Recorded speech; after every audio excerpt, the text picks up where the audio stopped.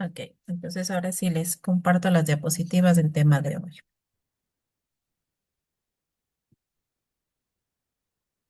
Bueno, avanzando con lo que teníamos programado para esta clase, hoy vamos a ver algo sobre la matriz de registro de datos. Ya habíamos visto en las semanas anteriores algo sobre la parte de metodología, los instrumentos, cómo validar los instrumentos, cómo escogerlos.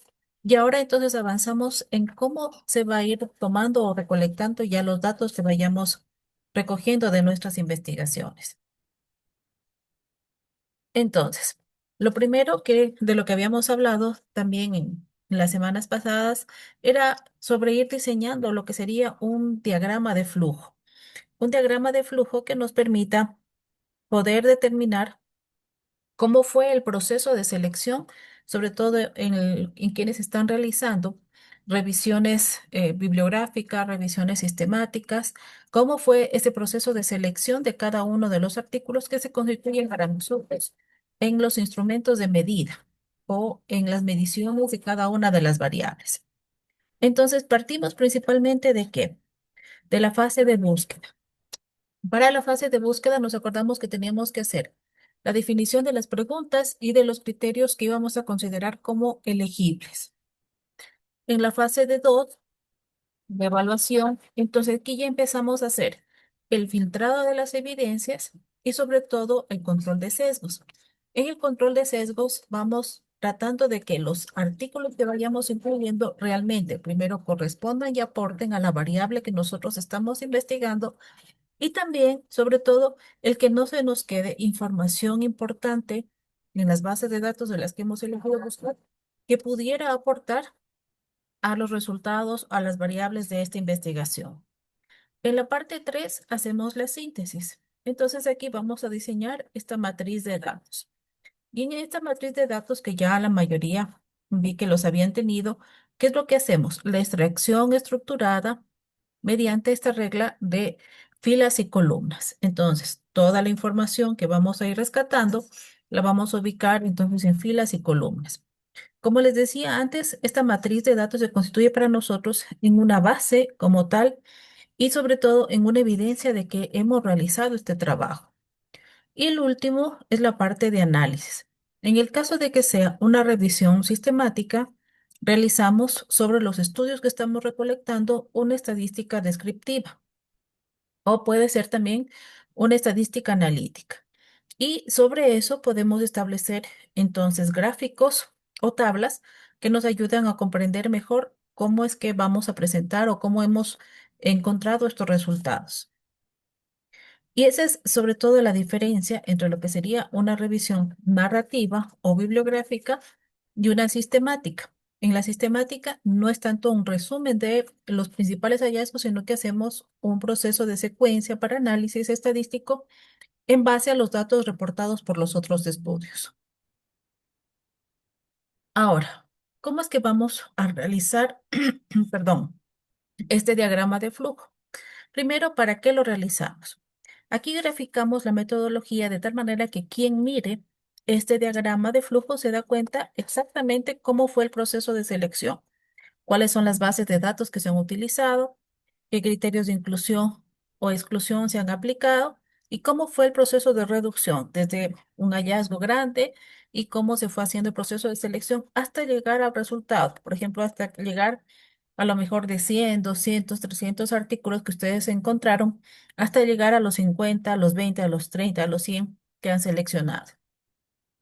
Además, nos permite transparentar el proceso y de tal manera que cualquier investigador puede verificar la veracidad y replicar el estudio si es que fuera el proceso.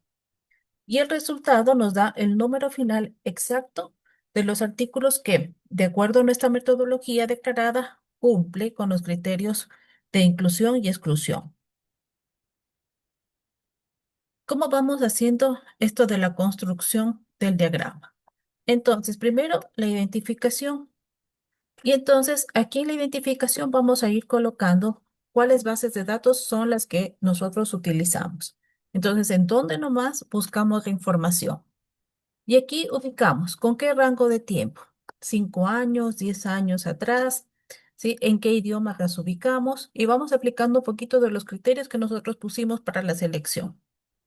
Luego entonces, algunos artículos estaban duplicados o generalmente están duplicados en dos o tres bases de datos, puesto que estas están conectadas. Entonces a veces hay artículos que uno los recolecta en PubMed, pero también los encuentra en Scopus o en Elsevier.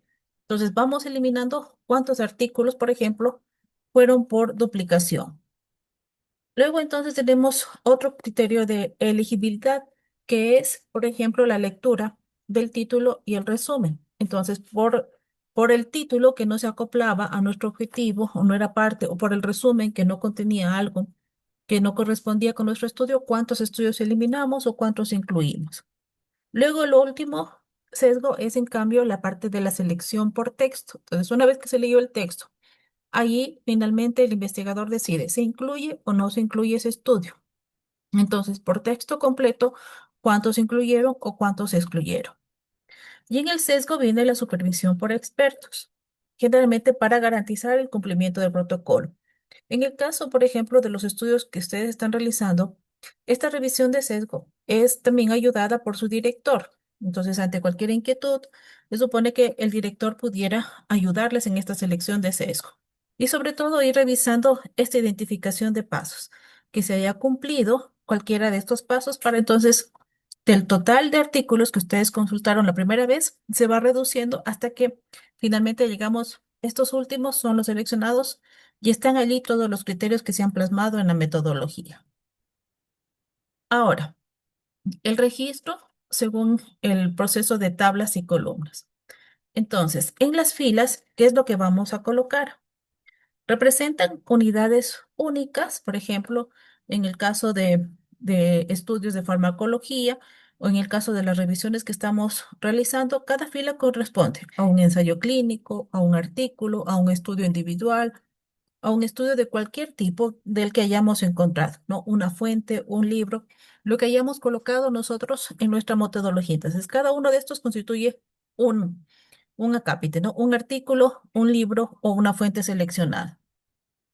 Acá en las columnas, ¿qué vamos a colocar en cambio? Las propiedades o variables que nosotros queríamos determinar o extraer de esa unidad que es el artículo. Y la intersección, ¿no es cierto?, de las filas con la columna es el dato estructurado y extraído sistemáticamente, que es el que vamos a utilizar luego en nuestro resumen, en nuestro informe que estamos haciendo. Pues de tal manera que cada uno de estos se convierte como en un dato y cada una de estas columnas en la variable que nosotros estamos midiendo o investigando en este caso. Y entonces, tenemos de esta manera ejes que pueden ser variables universales o que pueden ser también variables específicas. Entre las variables universales que podemos medir, propiedades comunes a casi toda investigación científica, por ejemplo, que vamos a colocar en nuestra matriz: el año de publicación, el diseño metodológico de ese estudio, debemos colocar si es un ensayo clínico aleatorizado, si es un estudio de observación, si es un estudio de corte, o sea, qué tipo de estudio es el que estamos ubicando. El tamaño de la muestra y colocamos cuántas personas, cuántos pacientes, cuántas muestras se tomaron, el país y tipo de población. Entonces, estas se consideran como variables universales, que se las considera independiente del tipo de estudio. Y las específicas, en cambio, son las que cada uno de ustedes está tratando de rescatar, de medir, de ver, de actualizar según su tipo de investigación. Entonces aquí dependerá, ¿no es cierto? Si es un tipo de intervención, si es un fármaco, si es dosis, si es un espectro, si es un marcador, lo que sea que ustedes estén midiendo, ¿sí? Entonces, estas sí son específicas de cada uno. Entonces, por ejemplo, alguna de las compañeras, recuerdan ustedes que nos mostraba un cuadro donde ella había clasificado según las categorías que ella iba investigando. Entonces, muy bien, ¿no es cierto? Ella coloca variables que son universales y sus variables específicas. Ahora, existen también herramientas que nos ayudan a ver o a medir la integridad de sesgo y que su uso también, así como es un poquito más estricto en el proceso, también el momento de publicar, sobre todo el artículo, le da como el plus de que se ha seguido esta metodología y como el plus de que hubo una mayor rigurosidad, ¿no? No significa tampoco que si no la seguimos al pie de la letra, no hemos seguido la rigurosidad o el estudio no vale, ¿no? Nada más es como este plus. Entonces, por ejemplo, para validación de riesgo de sesgo hay esta escala, el Robinson 1, y encontré la versión 2 que les pasé traducida y está en anuncios para que la puedan descargar. Entonces, ¿para qué sirve esto? Evaluación principalmente de estudios observacionales y cuatro cuasi experimentales. Y aquí lo que hace es control de sesgos para la confusión, selección y clasificación de la muestra. Entonces, en base a esta escala podemos ir clasificando. Es una escala bastante larga, son como 49 páginas, pero la pueden ir revisando allí, sobre todo las partes más importantes que les puede apoyar en su estudio. Y esta de acá, la de la calidad de evidencia de lo que les había hablado antes. Es importante ir colocando la calidad de la evidencia de los estudios que ustedes han consultado, de los artículos científicos, puesto que esto nos ayuda también a dar con mayor firmeza sobre toda la parte de conclusiones. Mientras más alta es la evidencia que nosotros encontramos en los diferentes artículos, podemos asegurar con más seguridad la conclusión de la que estamos tratando. Porque si no, si es que hay, por ejemplo, generalmente estudios mayoritariamente con una evidencia baja, podemos decir podría ser, ¿no? Ya no podemos afirmarla porque la evidencia no nos sustenta. Esto, como le decía la semana pasada, no quiere decir que su estudio esté mal hecho o que no vale la pena, ¿no? Sino que por el contrario, ¿no? Como hay diferentes características en los estudios, sobre todo en humanos, en estudios que son referentes a fármacos, no siempre se pueden hacer con la rigurosidad estricta que requiere el proceso científico, puesto que no es ético. Muchos de estos pasos no los podemos hacer tampoco en humanos. Entonces, nos variamos entre una evidencia entre media y alta, que son las que nos aportan mayormente en los procesos de selección de los artículos. Entonces, para esto tenemos esta escala grade y también les había mandado un link donde pueden descargar toda la información de esta evidencia grade. Está en una guía de Fisterra, está muy fácil de entender y ahí hay los grados en los que podemos clasificarlo en evidencia alta, media, baja, según sobre todo basándonos en el tipo de diseño que utilizaron estos estudios. Y nos sirve principalmente para evaluar esto, integridad de los resultados informados.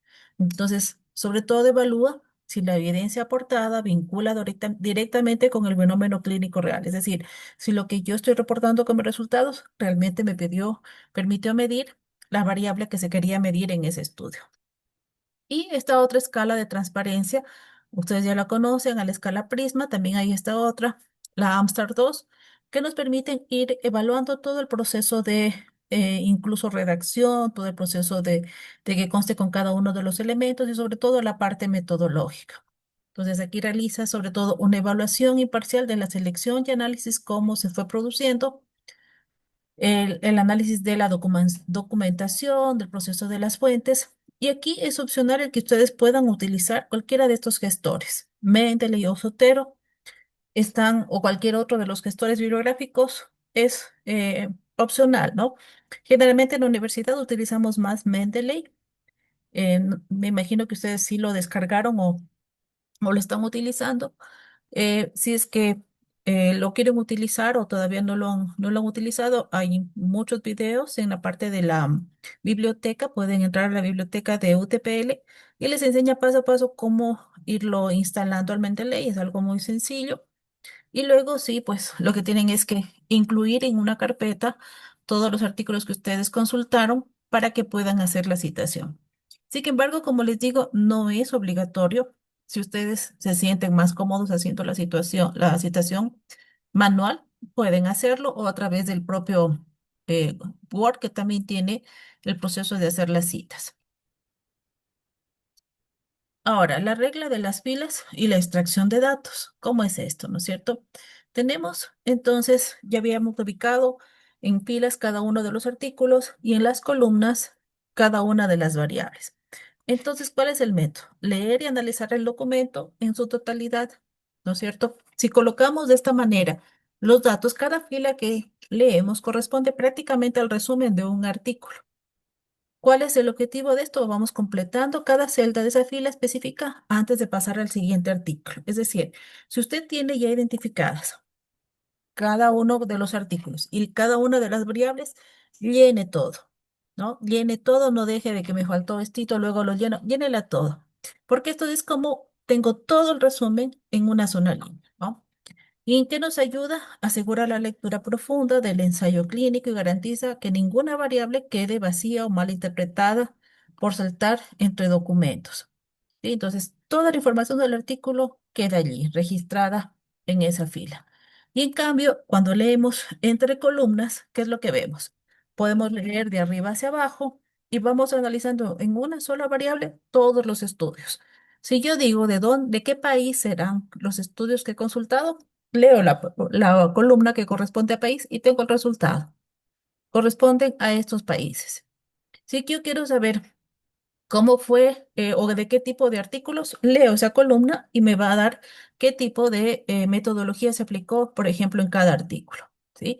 Entonces me permite ir identificando la evolución temporal del tema, las repeticiones, las ausencias, ¿no es cierto?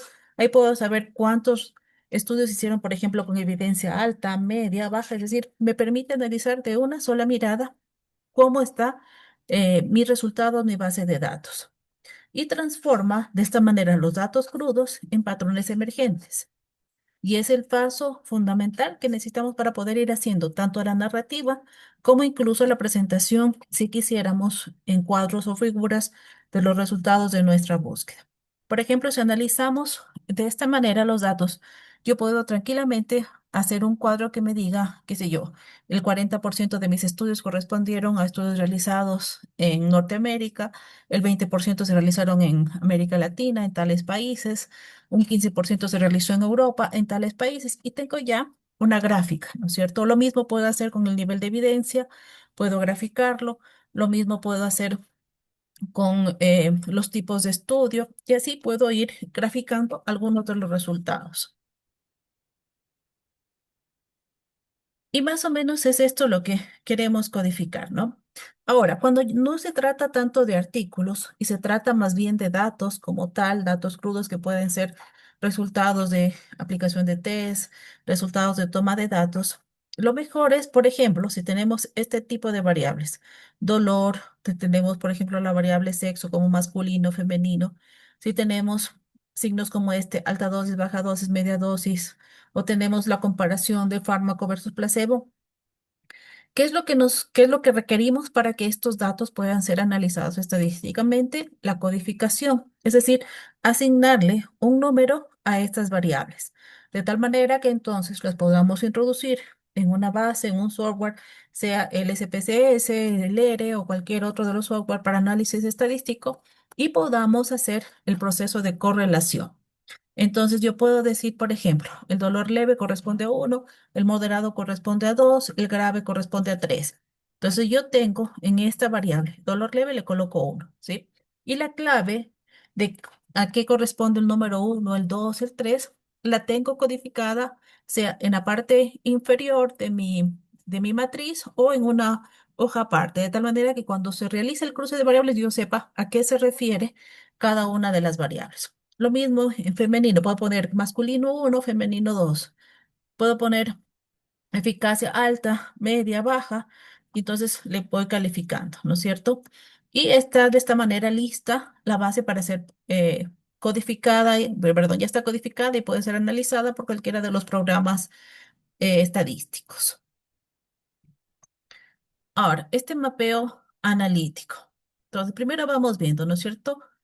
Como decíamos, de la matriz que hemos analizado, que hemos registrado, podemos extraer en qué países se realizan los estudios, qué tipo de población fue abordada. Y aquí podemos hacer tranquilamente ya tablas de frecuencias y porcentajes que podemos presentar. Podrían ser en pasteles, en barras, como querramos. Lo mismo, qué cantidad de hombres, qué cantidad de mujeres se incluyeron en los ensayos. Igual pudiéramos hacer tablas de referencia, lo otro que les decía, a qué nivel de evidencia corresponde, los estudios que estoy yo revisando, y ya de eso igualmente se puede presentar tablas o figuras que nos ayudan a visualizar de mejor manera los resultados que estamos teniendo, ¿no? Ahora, Si vamos un poquito más hacia una revisión de tipo sistemática, podemos establecer cuál es el promedio de tamaño de la muestra, cuál es el promedio de las dosis de los estudios que estoy evaluando y aquí en este caso puedo tener medidas de tendencia central, que igual las puedo graficar. ¿Qué más puedo medir? ¿Cuál es la media de resultados de un test clínico administrado? ¿Cuál es la media de insubvariación? Igualmente, podemos causar medidas de tendencia central, medias, desviaciones estándar y graficar esto, si es que es el objetivo, como le digo, sobre todo en esto, en las revisiones sistemáticas. Ahora, ¿cómo es el ciclo de evidencia? ¿Sí? Este compromete ya como tal a todo el sistema. ¿Y qué es lo que vamos a ver? Sobre todo la validez extrema, en el caso de que sea un metaanálisis o una sistemática, depende de cómo hemos hecho el proceso tanto de extracción como de validación. Entonces, partimos de la pregunta, la directriz inicial de la búsqueda, ¿no es cierto? Esta pregunta, ¿dónde la teníamos? En el proceso de problematización. Cuando problematizamos, analizamos cuál era el problema, el vacío del conocimiento, lo que no se conocía o lo que faltaba de actualizar o lo que no se había tratado adecuadamente. Y de esto partimos con una pregunta. En base a esa pregunta, entonces procedimos a hacer tanto la metodología como el proceso de búsqueda. Ya redactamos la metodología y esa la vamos a plasmar a manera de síntesis en este diagrama de flujo. ¿Por qué o para qué el diagrama de flujo? Porque este de una sola mirada nos permite ir plasmar y tener claro cómo fue el proceso de selección y reclutamiento de los artículos que hemos seleccionado. La matriz, ¿para qué? Para que podamos tener el proceso de extracción de los datos y la estandarización de toda la información que hemos recolectado. Y la estadística, finalmente, en el caso de revisiones sistemáticas o metaanálisis, que responde numéricamente ya a la pregunta. Entonces, nos puede decir cuál es la desviación estándar, cuál es el promedio, cuál es la media de los estudios que hemos analizado. Y finalmente hacemos entonces ya la línea o la lista de verificación. Muchas veces estos protocolos de revisiones sistemáticas también se registran. Entonces, se pueden registrar en Cochrane, es una de las formas de registrar el protocolo, o se pueden registrar también, por ejemplo, en Próspero, en Trip Database. A veces quedan registrados los protocolos. Cochrane es una de las bases un poquito más como dificultosas para el proceso de registro de estos protocolos de revisión sobre todo sistemática, porque exige la conformación de un grupo de investigación y no registra su tema si es que hay otro grupo que ya esté trabajando en ese tema. Entonces, Cochrane le hace como este tamizaje, ¿no? Pero en Próspero y en Trip Database se lo puede registrar el protocolo. Igualmente le van a hacer la comunicación si es que hay otro grupo de investigación trabajando en esto, pero cuando uno especifica las variables, lo permite con más suavidad, con más tranquilidad, son un poco más flexibles. Lo otro que estandarizamos, la búsqueda es generalmente multilingüe, entonces en el caso nuestro mínimo investigamos artículos que estén en español y en inglés. Como les decía a sus compañeros, si pueden incluir otras lenguas, a la final, si la traducción la va a hacer Google, da igual, ¿no es cierto? Que nos traduzca si es que es portugués, francés, pero bueno, lo mínimo español e inglés. Y lo mínimo son dos bases de datos representativas. En el caso de salud, PubMed es nuestra mejor aliada y podemos incluir Scopus, Elsevier, Clinical Key y bueno, todas las demás que ustedes conocen, Lilac, Cielo, están como parte de esto. Los gestores de referencia, como les decía, eso es opcional. Si ustedes quieren utilizar el Mendeley, el Zotero, cualquier otro, bienvenida, o si no, lo pueden hacer de forma manual. En la extracción de variables, se debe realizar esta matriz que ya teníamos eh, identificada a través de la organización de filas y columnas. Acá nos pide como un requisito previo que se lo puede hacer constar. em, que se haya probado más o menos esta matriz, el diseño sobre todo de la matriz con unos 3 artículos como prueba piloto, ¿no? Algunos probablemente no lo hicieron, sin embargo, cuando fueron registrando los artículos, usualmente uno se da cuenta, me faltó una columna, le agrego, esta cosita más me agrego, ¿no? Si bien no fue la prueba piloto, pero es parte del proceso en el proceso de redacción, sobre todo si es que van a colocar en artículos científicos, lo pudieran colocar. Los cálculos estadísticos, sobre todo en las sistemáticas y metaanálisis, y la interpretación de los resultados, que sí, la hacemos en todos los tipos de estudios en base a la evidencia empírica y en base a los resultados. Y aquí, sobre todo, es importante detectar si es que hubo sesgos y colocarlos. Qué sé yo, por ejemplo, un sesgo puede ser que la población en los estudios fue muy pequeña. Un sesgo puede ser que en la metodología de los estudios que estamos revisando no se pudo hacer una distribución aleatoria de la población, sino que se la tomó por conveniencia. Por ejemplo, esos pueden ser sesgos y los identificamos. Qué sé yo, por ejemplo, un 20% de los estudios hubo este problema en la metodología o esta limitante, no como problema, sino esta limitante, y lo colocamos. Eso es válido, eso refleja también la parte de transparencia del tipo de estudio que estamos realizando y de ninguna manera le restan ni importancia ni valor al estudio que usted está realizando, sino más bien aporte al análisis que usted como investigador está haciendo a cada uno de los artículos. Y bueno, em, esta principalmente es lo que les quería compartir en esta clase. No sé si tienen alguna pregunta. Los escucho.